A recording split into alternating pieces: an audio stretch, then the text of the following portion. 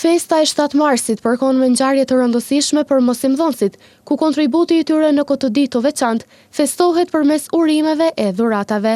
Praktike ka motshme e nxënësve është mbledhja e shumave të mëdha të parave për të blerë dhurata për mosimdhënësit. E edhe këtë vit, si në vite tjera paraprake, Drejtoria Komunale e Arsimit ju është drejtuar institucioneve arsimore në lidhje me dhuratat ndaj mosimdhënësve.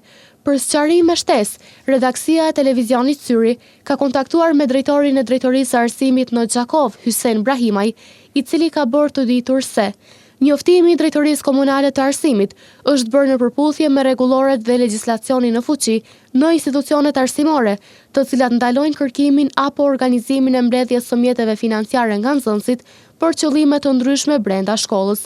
Në këtë kuadër, mosimdhënësit nuk duhet të kërkojnë apo të organizojnë mbledhje të mjeteve për blerjen e dhuratave me rastin e 7 dhe 8 marsit.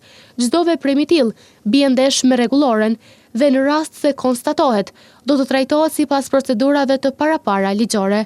Nxënësit mund të shprehin respektin dhe mirënjohjen e tyre ndaj mosimdhënësve në mënyrë simbolike përmes urimeve, kartolinave apo aktiviteteve të ndryshme, pa implikime financiare.